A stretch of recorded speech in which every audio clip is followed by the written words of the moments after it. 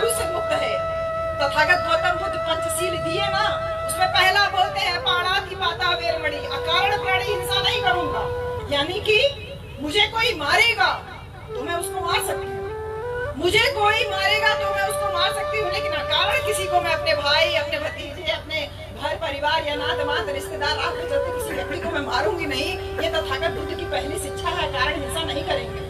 फिर बोलते हैं अदिन्न दाना वेरमणि, यानी कि बिना दिए हुए दूसरे की चीज नहीं लेंगे, अर्थात चोरी नहीं करेंगे। इस बात का ज्ञान तथागत बुद्ध अपनी शिक्षाओं में दिए कि मैं चोरी नहीं करूंगा, ऐसी में शिक्षा लेता है। फिर बोले कामे सुमिच्छाचारा वेरमणि, कि मैं व्यभिचार नहीं करूंगा। औरत हो या आदमी, किसी पराये पुरुष की तरफ, अपनी पत्नी या अपने पति को छोड़ के किसी पराये पुरुष की तरफ या स्त्री की तरफ हम गलत नजर से नहीं देखेंगे, ऐसी शिक्षा लेते हैं।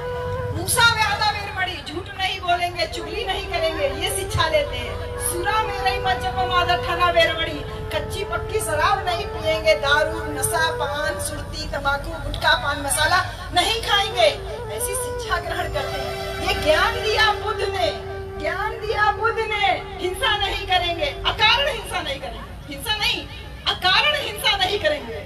मच्छर काटी तो मराई बोलेगा, मच्छर काटेगा तो उसको उड़ा थोड़ी देंगे, जो काटेगा वो मार खाएगा। अकारण हिंसा नहीं करेंगे, चोरी नहीं करेंगे, व्यभिचार नहीं करेंगे, झूठ नहीं बोलेंगे और नशा नहीं करेंगे। इतना छोटा सा ज्ञान आप आदमी लोगों के दिमाग में नहीं जा रहा है। जो संत शिरोमणि कहते हैं मन चंगा तो कठौती में गंगा, तो मन में कौन सा गंगा बहेगी? मन में ज्ञान की गंगा बहेगी। और ये ज्ञान क्या है? स्वयं को जान लीजिए, अपने आप को जान लीजिए। ये मैं जो है, यही भगवान बुद्ध का संदेश था कि मनो पुंबंगमा धम्मा मनो सेठा मनोमया। मन ही सभी चीजों का अगुआ है, सभी बातें मन से उत्पन्न होती हैं, मन ही से सब कुछ उत्पन्न होता है। यानी मन को अगर आप कंट्रोल कर लेते हो तो वही खत्म हो जाती है।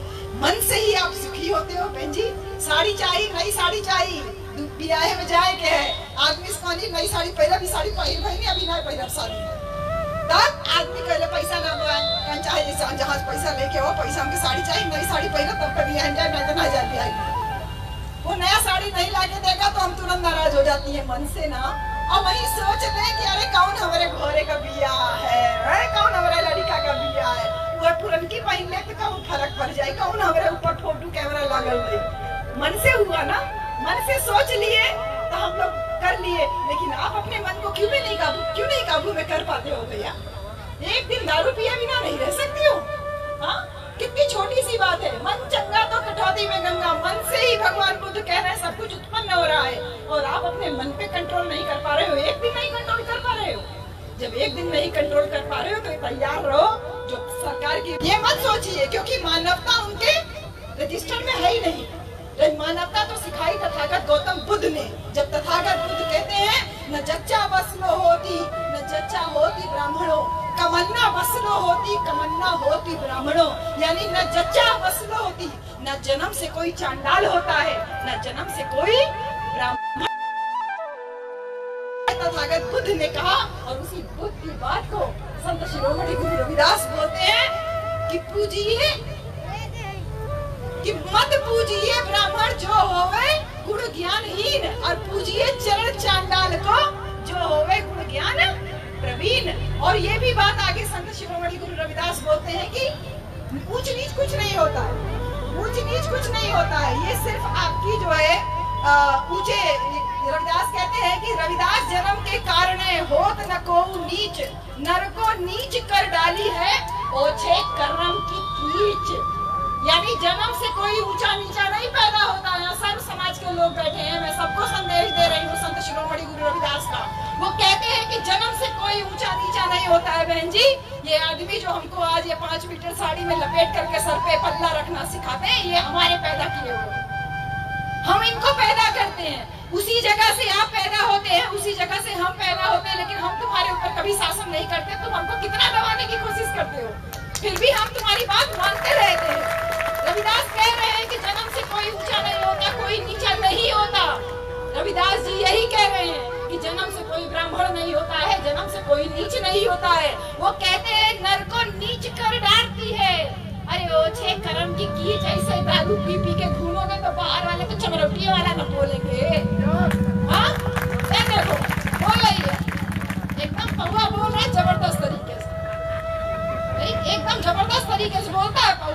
वो जयंतियों में तो खूब और अच्छे तरीके से बोलता है।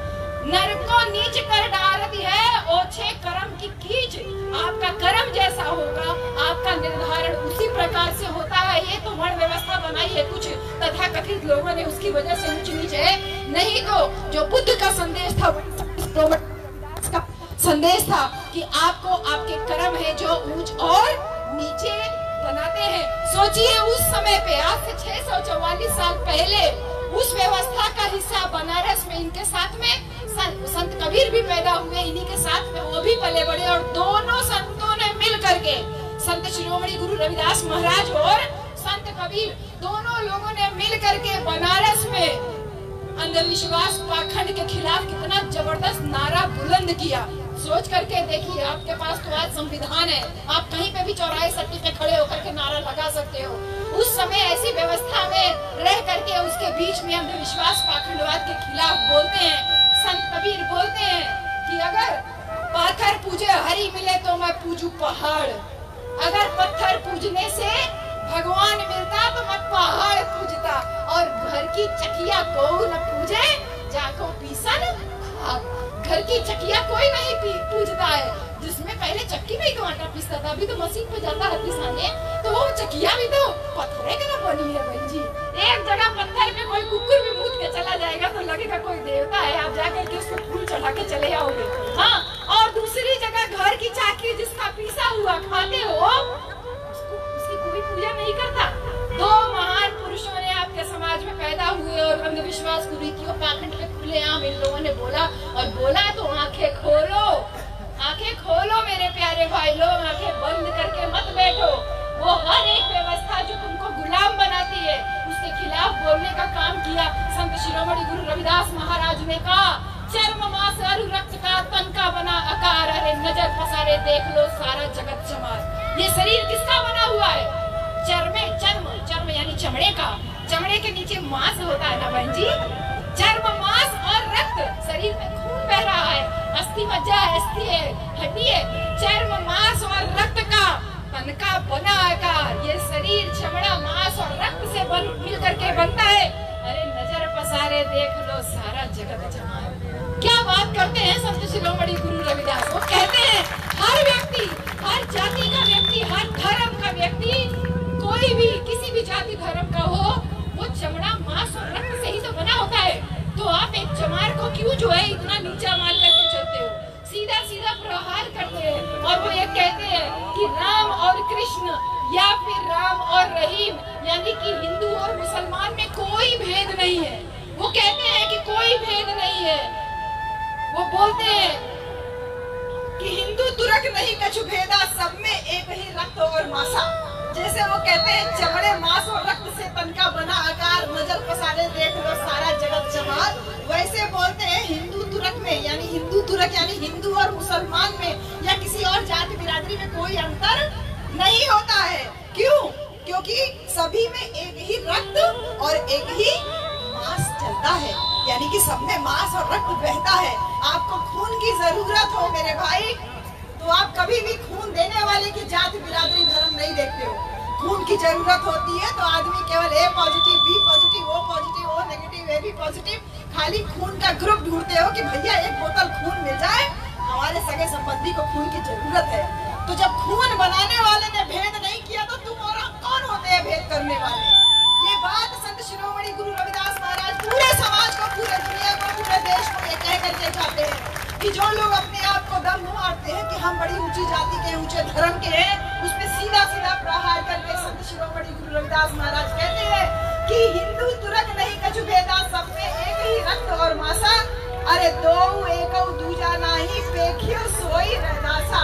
यानी कि दोनों एक ही भगवान की पूजा करते हैं, दोनों एक ही भगवान की पूजा करते हैं। एक अल्लाह के नाम से पूजा करता है, एक ईश्वर के नाम से पूजा करता है। संत रविदास इन दोनों में कोई भी अंतर नहीं मानते। सोच के देखिए कि वो कैसी व्यवस्था थी उस समय। हमारे संत शिरोमणि गुरु रविदास महाराज ने कितनी जबरदस्त तरीके से इस बात पे चोट किया और कहा कि तुम अगर अपने मन पे काबू पालो तो तुम्हारे घर में कठौती में गंगा बह सकती है। और उसको आगे उन्होंने ये कहते हुए कहा कि मन ही पूजा, मन ही धूप, मन ही सेऊ सहज स्वरूप। मन से ही धूप है और मन से ही छाव है। औरत सोच ले कि साड़ी पुरानी है तो क्या हुआ, वहाँ तो हम पहली बार जा रहे हैं ना, हम पहन ले पुरानी साड़ी, कोई फर्क नहीं। वो पुरानी साड़ी पहन के चली जाती है, घर में कलह होने से बच जाता है।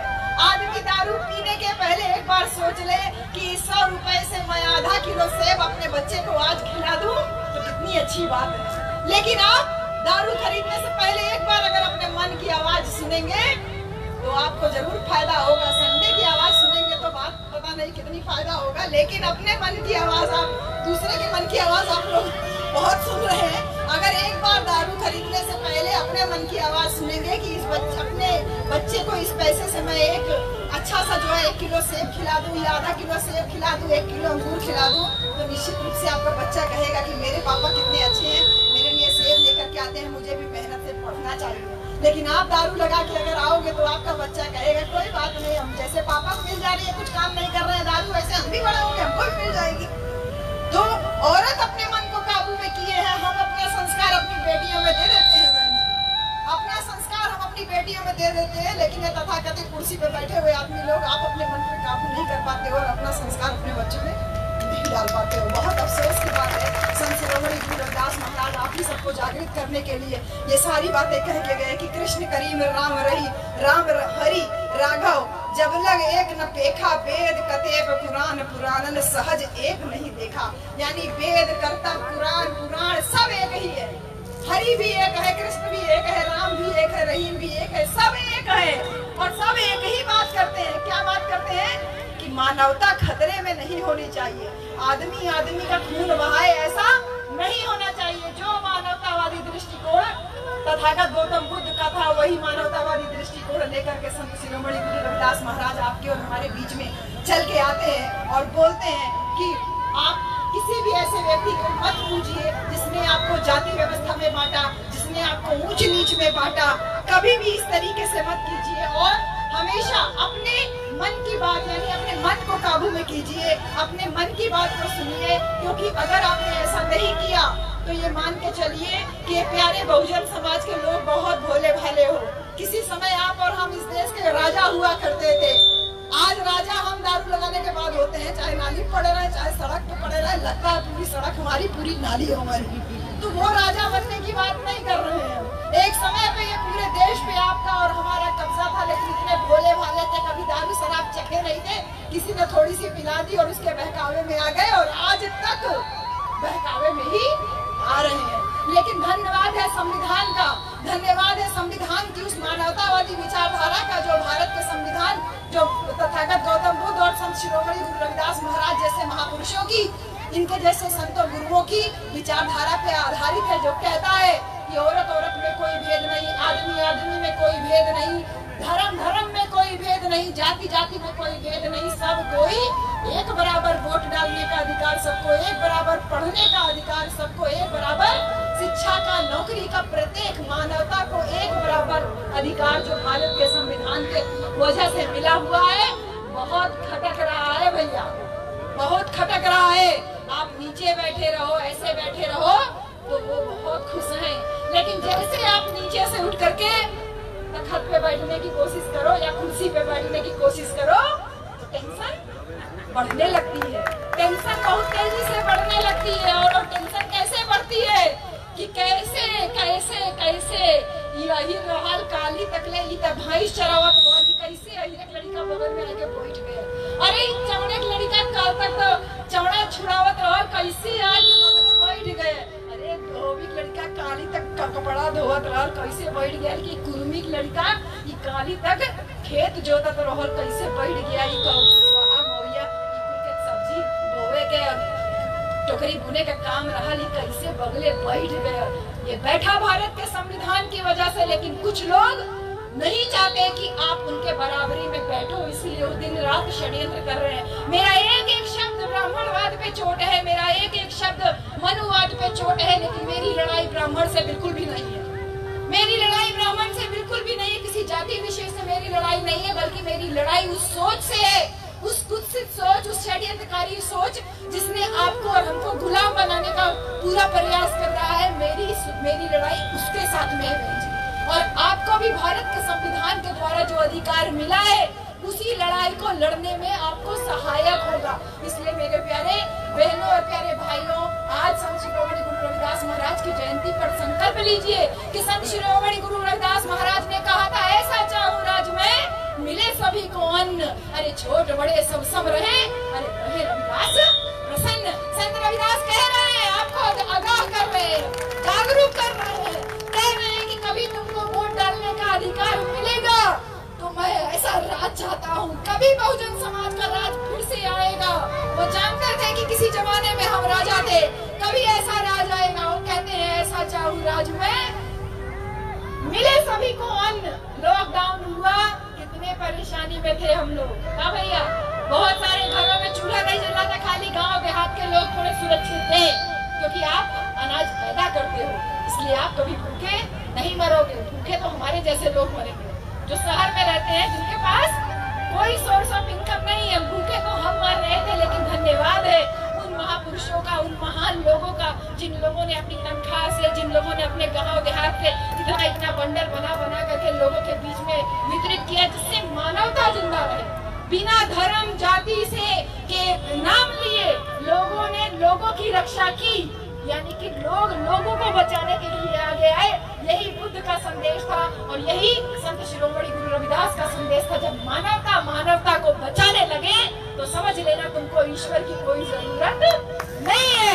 सारे मंदिरों में, सारे मस्जिदों में, सारे पूजा गृहों में सब जगह ताले लगे थे, केवल आदमी को बचाने के लिए आदमी आया था, यानी इंसान को बचाने के लिए इंसान निकल करके आया था। संत शिरोमणि गुरु रविदास महाराज कहते हैं, ऐसा मैं राज चाहता हूँ, मिले सभी को अन्न, यानी कोई भूखा न रहे, हर एक छोटे आदमी तक भी अनाज पहुँचे, कोई भूखा न सोए, क्योंकि भूख सबसे बड़ा रोग है, ये भगवान बुद्ध भी कहते हैं। भूख सबसे बड़ा दुख है, भूख सबसे बड़ा रोग है। जो आदमी भूखा रहेगा वो झूठ भी बोलता है, जो आदमी भूखा रहेगा वो किसी का कत्ल भी कर सकता है, क्योंकि भूख से बड़ा कोई रोग नहीं है। तो संत शिरोमणि कहते हैं कि मैं ऐसा राज चाहता हूँ, मिले सभी को अन्न, अरे छोट बड़े सब सम रहे, चाहे छोटा हो चाहे बड़ा हो। आज हमारे सामने इतना बड़ा पुलिस प्रशासन लगा हुआ है, हमारी नजर में आप लोगों का बहुत सम्मान है, लेकिन फिर वही संत रविदास जी जो कहते हैं ना कि नर को नीच कर डाल दिए ओछे कर्म की कीच। कुछ तथाकथित लोग जो बिना मतलब के लोगों के ऊपर लाठियां भांजते हैं, उसकी वजह से एक बड़ी मेजॉरिटी बदनाम रहती है। तो वही संत रविदास कहते हैं कि कोई भूखा न रहे, कोई किसी के ऊपर अनावश्यक अत्याचार न करे, कोई किसी के ऊपर दबंगई न करे, छोट बड़े सब रहे और रहे रविदास प्रसन्न। यानी राजा तभी सुखी रहेगा। रविदास कौन है? राजा है। भाई रविदास हूँ, मैं राजा हूँ, मैं देश का मुखिया हूँ, तो मैं तभी प्रसन्न रह सकता हूँ जब सभी को अन्न मिलेगा, सभी एक बराबर रहेंगे, कोई भी छोटा बड़ा नहीं रहेगा। तो मैं आप सबसे विनती करती हूँ, क्योंकि आपके यहाँ ग्राम प्रधानी का चुनाव और जिला पंचायत दोनों का चुनाव बैक टू बैक लगा हुआ है, और आप में से बहुत सारे बच्चे ऐसे होंगे जो कंटेस्ट भी कर रहे होंगे, जो फाइट भी करेंगे, इलेक्शन में खड़े भी होंगे। आप में से बहुत लोग ग्राम प्रधान लोग भी यहाँ पर मौजूद है, विनय जी तो मौजूद ही है। आप सब लोग फाइट में हैं। आप लोगों की बहुत सारी परिसीमन हुआ होगा, बहुत सारी चेयरमैनी को सीट चली गई होगी, यानी कि आप चुनाव में और आगे बढ़ते चले जा रहे हो, लेकिन आपका पीछा क्या नहीं छोड़ रहा है। अरे 100 घर की बस्ती होने के बावजूद आपका प्रधान किसी दूसरी बिरादरी का आ जाता है। लानत है हम लोगों पर, आप लोगों पे नहीं, लानत है हम लोगों पर, बुद्धिजीवी लोगों पर, जो आपके पास जा करके आपको एक बोतल दारू का महत्व नहीं बता पा रहे हैं। एक बोतल दारू का महत्व एक रात तक रहता है और 5 साल की गुलामी लेकर के आता है मेरे प्यारे भाई। एक बोतल दारू का नशा या मजा केवल एक रात का रहता है और 5 साल की गुलामी आपके सामने छोड़ के जाता है। तो मेरे प्यारे बहुजन साथियों, आपके सामने इंद्रसेन बैठे हुए हैं, नहीं पता इंद्रसेन कहीं होंगे अभी फोटो। ये इंद्रसेन देखिए, हाफिजपुर मऊ से आया है ये बच्चा। इसने और इसके साथी ने तय किया है, भैया अगर सामान्य सीट रहेगी तो तू लड़ेगा। वो चौहान बिरादरी के एडवोकेट साहब है, कहा कि सामान्य रहेगी तो भैया आप लड़ेंगे, और अगर कैटेगरी की आई यानी रिजर्व हुई तो मैं लड़ूंगा, आप मत लड़ना या किसी को खड़ा मत करना। कितनी बड़ी बात है, 20-21 साल का युवा बच्चा है, इसके पास इतनी समझ और वो पूरी गोटियां बैठा के बैठे हुए हैं और आपसी समझ से तय कर रहे हैं कि प्रत्याशी कौन होगा। तो आप लोग तो उनसे ज्यादा समझदार हो, बड़े हो। ये बैठ करके अपने अपने गाँव में बैठ के तसल्ली से सोचिए कि 100 गाँव अहीर होता है, 100 गाँव चमार होता है, 2 घर मुसार होता है, मुसार का प्रधान चुना दिया जाता है। क्यों? क्योंकि बाकी के जो 150 भर हैं वो तथाकथित ऊंची जाति के लोग हैं और वो कहते हैं अच्छा चमारे करो घर प्रधान बनावे के, आहिरे करो घर प्रधान बनावे के, ता आहिरा और चमा दुनाई से लग ताकत रह जाइए और दू घर के जो मुसलमान जिताए के बैठा दिए तो खोपड़ी में कहा कि उनके तो पता ही ना बा, उनका संख्या इतनी कम बाकी उनके पता ही नहीं के बाकी उनका का अधिकार है का नहीं है। जो उनके घर में हरवाही कर रहा है उसको बैठा दिए और पीछे से पूरा काम खुद कर रहे हैं। सावधान हो जाइए इस मानसिकता से मेरे प्यारे भाइयों। आपका वोट बहुत कीमती है, वोट बहुत कीमती है। एक बोतल दारू, एक भगोना, एक छाता, एक आबादी का मकान, एक रोड लाइट और एक हैंडपंप का मोहताज मत बनो मेरे प्यारे भाई। कितना बड़ा अधिकार दिया है बाबा साहब ने आपको। ये कहा था बाबा साहब को कृपलानी जी ने कि डॉक्टर अंबेडकर बड़े खुश नजर आ रहे हैं। जब बाबा साहब ने आपको हमको वोट का अधिकार दिया था कृपलानी जी कहे डॉक्टर अंबेडकर बहुत खुश नजर आ रहे हैं। बाबा साहब ने कहा था हाँ आज मैं खुश इसलिए हूँ क्योंकि मैंने राजा बनने के लिए पहले रानी के पेट की जरूरत होती थी, अब मैंने बैलेट पेपर से चुनाव का अधिकार लोगों को दे करके सारी रानियों की नसबंदी कर दी। अब राजा बनने के लिए रानी के पेट की जरूरत नहीं बल्कि बैलेट पेपर की जरूरत होती है। तो कृपलानी जी ने कहा अरे आपके लोग भूखे हैं, नंगे हैं, गरीब है, उनका वोट तो कोई भी खरीद लेगा, तो तुम क्या करोगे? बाबा साहब ने कहा आपकी बात बिल्कुल सही है, मेरे लोग भूखे हैं, नंगे हैं, गरीब हैं, आज आप उनका वोट खरीद ले रहे कोई बात नहीं, लेकिन मैं दावा करता हूँ कि ऐसा समय आएगा कि जिस दिन मेरे बहुजन समाज को अपने वोट की कीमत का एहसास हो जाएगा उस दिन तुम लोगों से ज्यादा गरीब कोई नहीं जाएगा। और ये देखिए कितने दावे से कही हुई बात बाबा साहब की सत्य हुई कि हर 5 साल के बाद यही तथाकथित ऊंची जाति के लोग आपके दरवाजे आते हैं और कहते हैं भैया गोड़ धरत है, वोट हमें के दिया, काकी गोड़ धरत है, वोट हमें के दिया। ये क्या मजबूरी है?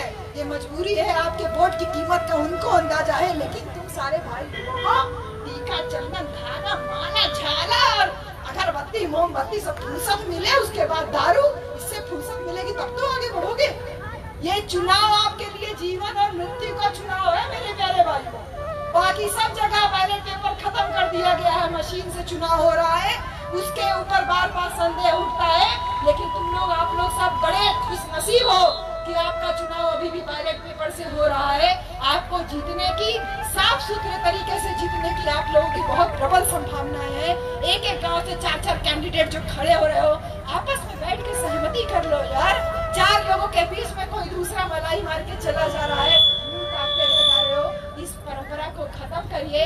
बहुत सारी बातें अब मैं आपसे नहीं कहूंगी, बस ध्यान रखिएगा कि ये सारी बातें आप तभी कर सकते हो जब आप शिक्षित हो। और महात्मा ज्योतिबा राव फूले को बाबा साहब डॉक्टर अंबेडकर ने अपना गुरु माना, तो जिसने संविधान लिखा उसका भी कोई गुरु है, तो सोचिए वो कितना महान है। अरे भैया इतना बोले के बाद तू 1 घंटा बिना सुरती के ना रह पाओ, क्या बताए भैया, कितना गटाई फाड़ी और कितना का करी बताओ, जान दे नहीं तब मैं समझूंगा का बताओ। हद हो गई भैया, कितना समझावल जाए तो हमके कुछ समझ में ना आया हो ना। बताई बहनी, अब बता बहनी एको बतिया मत मानी, एकदम एको बतिया मत मानी।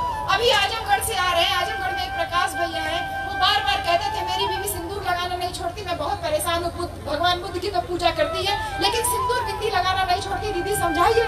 हमने कहा वो छोड़ दिया। उनकी वाइफ ने, जो हमारी भाभी हम लोग उनको बोलते हैं, उन्होंने छोड़ दिया। अभी 15 दिन पहले आजमगढ़ में उन भाभी से मुलाकात हुई तो वो बिना सिंदूर के लगाई थी। सब लोगों ने सामने भैया ने कहा, प्रकाश भैया ने, कि बहन जी मैं सबको बहुत खुशी के साथ बता रहा हूँ कि मेरी पत्नी ने सिंदूर लगाना बंद कर दिया। हम लोगों ने ताली बजाई कि भैया बहुत क्रांतिकारी काम किया, उस औरत ने सिंदूर और बिंदी लगाना बंद कर दिया। लेकिन उनकी पत्नी ने एक बात कही कि दीदी इनके कहने पे मैंने सिंदूर लगाना बंद कर दिया, मेरे कहने पर ये सुर्ती खाना। कितनी सही बात है। मन चंगा तो कटौती में गंगा। आपका मन चंगा है, आपने अपनी बीवी को समझाने की कोशिश की, बीवी समझ गई, लेकिन बीवी की समझ तो आपकी समझ से कहीं ज्यादा आगे है। का भाई, जहाँ 100 रुपया कमाए के आवे ना 10 रुपया हमारे पॉकेट में ऐसा थोड़ी चोरी से पहुँच जाला। इनसे तो समझदार हमन होइबे करी ना बहन जी। तब हमारे ज्ञान की गंगा जब प्रवाहित होगी तो हम ये भी तो कहेंगे कि जो तुमको नुकसान कर रहा है तुम भी तो छोड़ो। तुम्हारे लिए व्रत रखते थे, हमारे कहने पे आपने व्रत रखना छोड़ दिया, अब आप हमारे कहने पर आप रोटी खाना छोड़ दीजिए, कितनी बड़ी बात है भाई भैया। तनी थोड़ा थोड़ा तनी दिमाग रखा, केहू के लिहाज ना तो हमार लिहाज नहीं बात, तो कम से कम महाराज लोगन के लिहाज तो रखा कि इनके मूर्ति के सामने ई सुरती रगड़ब है, दारू पिया पत्ता खेला, कम से कम ऐसा ऐसा करतब मत करा भैया। ऐसा करतब दिखाईवा तो का बताए, का बोली अब ऐसे ज्यादा का बोली भैया। तो ध्यान रखिए भैया, आपके हक अधिकार के ऊपर प्रहार लगातार चल रहा है। महात्मा ज्योतिबा राव फूले को बाबा साहब ने अपना गुरु माना सिर्फ इसलिए क्योंकि वो शिक्षा की बात करते थे। संत कबीर को अपना गुरु माना क्योंकि वो भी अंधविश्वास पाखंडवाद के खिलाफ बराबर बात करते थे। आपके सामने महापुरुषों की लाइन लगी हुई है बहन, लाइन लगी हुई है। एक एक खतरा बाबा साहब का आज सामने आ रहा है, आपको शायद अंदाजा नहीं है, लेकिन लॉकडाउन लगने से बहुत लोगों का बुद्धि जो है खुल गया, काफी लोगों की बुद्धि खुल गई। ये बात समझ में आई कि कोई ईश्वर, कोई अल्लाह, कोई भगवान, कोई खुदा जो है काम नहीं आ रहा है। काम कौन आ रहा है? आदमी ही आदमी के काम आ रहा है। लेकिन लॉकडाउन फिर से जो है खुल गया और सब कुछ चालू हो गया। तो भैया देखा कितना बढ़िया टीका लगाए के खोपड़ी चश्मा लगा के बैठा रहा ना, फिर शुरू हो गया तामाझामा, शुरू हो गया तामाझामा। भगवान बुद्ध ने कहा बुद्धि खोलो, संत रविदास ने कहा बुद्धि खोलो, बाबा साहब ने कहा शिक्षा का अधिकार दे रहे हैं, बुद्धि खोलो। और बुद्धि नहीं खोलोगे तो बाबा जी का ढुंढू बोला जाता है ना, उसके लिए आप तैयार रहिए, क्योंकि सारे हक अधिकार एक एक करके खत्म किए जा रहे हैं। सबसे बड़ा प्रहार तो शिक्षा के ऊपर हुआ है। साल भर से स्कूल कॉलेज तो बंद है ही है, केवल साल भर की बात नहीं है, ये तो कोरोना की वजह से विद्यालय बंद है। लेकिन उससे पहले भी आप देख लीजिए सरकारी विद्यालयों में जहाँ से पढ़ करके हम लोग आगे आए, यहाँ पुलिस प्रशासन के बहुत सारे साथियों में जितने बुजुर्ग साथी यहाँ बैठे हैं, आप लोग बहुत सारे लोग प्राइमरी स्कूल से ही पढ़ के निकले होंगे। लेकिन आज प्राइमरी स्कूल में शिक्षा के नाम पे देखा जाए तो खाली मिड डे मील खिलाया जा रहा है, खिचड़ी तहरी और दलिया खिलाया जा रहा है। तो शिक्षा को तो खत्म करने का प्रयास किया ही जा रहा है ना। जिस जगह से पढ़ के डीएम अफसर कलेक्टर निकलते थे, अब उस जगह बच्चे थरिया कटोरा लोटा लेकर के तैयार दे, हम दे दा, हम दे दा, हम दे दा, वो लेकर के जो घर में लड़का खाता नहीं खिचड़ी, वो जाकर के विद्यालय में खिचड़ी खाने के लिए लाइन लगाया रहता है। कैसे मनोबल ऊंचा करोगे बच्चों का?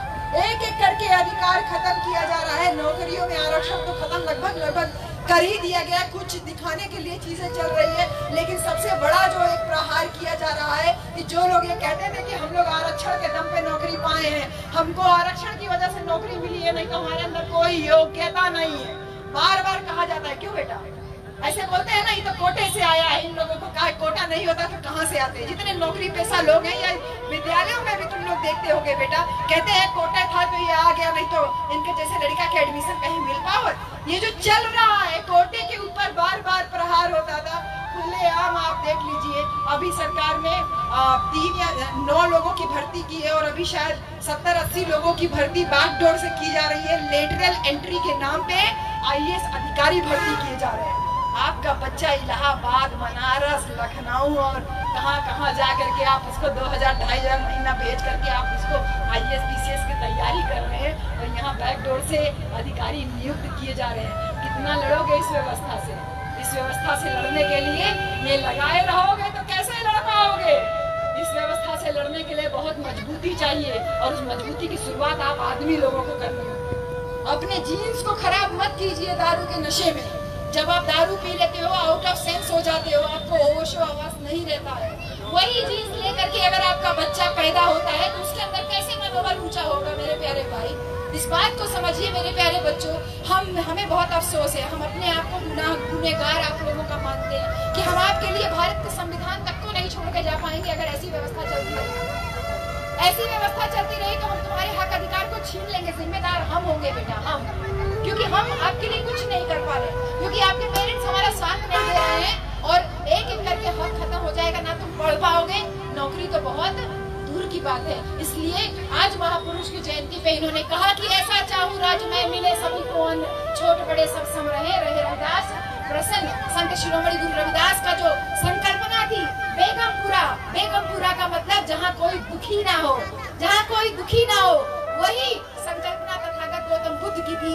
वो एक ऐसा राज्य चाहते थे जहाँ पे सब लोग मानवतावादी हो, एक दूसरे के बराबर हो। उसी संकल्पना को लेकर के संत शिरोमणि गुरु रविदास ने बेगमपुरा शहर की स्थापना। बेगमपुरा शहर का मतलब है कि पूरा भारत यानी पूरा विश्व जो है वो बेगमपुरा हो, बिना गम के हो, कोई भी दुखी ना हो, कोई एक दूसरे से रोटी ना छीने, कोई किसी के ऊपर अत्याचार ना करे, ऐसी विचारधारा वाले संत शिरोमणि गुरु रविदास महाराज की जयंती पे आज सबको नमन, उनको नमन और आप सबको ढेर सारी मंगल कामनाएं। मैं अब अपनी बात इसी बात के साथ समाप्त करूंगी कि आपको अधिकार 5 साल में एक बार मिलता है वोट डालने का, और उस एक वोट की कीमत शायद आप कभी समझ नहीं पाओगे, तभी समझ पाओगे जब आप अपने आप को ये महसूस करो कि तुमको गुलाम बनाया जा रहा है साजिश के साथ में, एक षड्यंत्र के तहत आपको गुलाम बनाया जा रहा है। इसलिए ये ध्यान रखिएगा कि वो किसी चीज से नहीं डरता बहन जी। आपको देवी भवानी भूत पिशाच नर किससे आपको डराया जाता है, लेकिन वास्तविकता में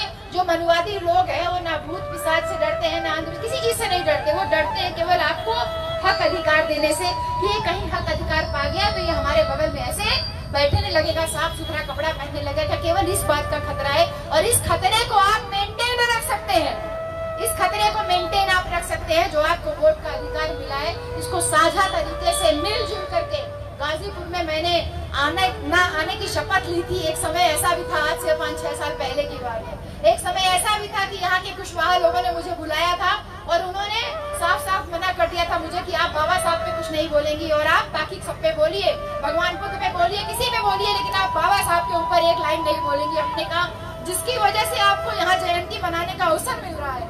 सम्राट अशोक की लाट रखी थी, सारे प्रतीक लगे थे भारत के, जो लाट जिसने सम्राट अशोक की लाट को भारत का राष्ट्रीय स्तंभ बनवाया, अगर आपको उसका नाम लेने से परहेज है तो मैं ऐसे कार्यक्रम में नहीं आ सकती। 5 साल पहले मैंने प्रतिज्ञा ली थी कि मैं गाजीपुर में कभी कार्यक्रम नहीं दूंगी, लेकिन आज मुझे देख करके बहुत खुशी हो रही है कि मुझे जो सबसे पहला सम्मान दिया था वो क्या नाम था, योगेंद्र कुशवाहा जी ने मुझे सम्मान दिया। मैं बहुत धन्यवाद देती हूँ आपका कि आप इन सब चीजों को आप लोग समझ रहे हैं। बहुत सारे यहाँ पर यादव भाई आए हुए हैं, आप भी बहुत तेजी से तरक्की कर रहे हैं, आपके बच्चे आगे आ रहे हैं। लोगों के बीच में धारणा बनाई जा रही है कि ओबीसी में तो सारा अहिर ले जाता है और शेड्यूल कास्ट में सारा चमार ले जाता है। खड़े होकर जवाब दीजिए, अहिर पढ़ रहा है इसलिए आगे बढ़ रहा है, चमार पढ़ रहा है इसलिए आगे बढ़ रहा है। तुम भी अपनी जाति को बढ़ाओ और आगे बढ़ाओ, किसी ने रोका थोड़ी है, अगर कुर्मी पढ़ेगा तो कुर्मी आगे बढ़ेगा, निसाब केवट पढ़ेगा तो आगे बढ़ेगा।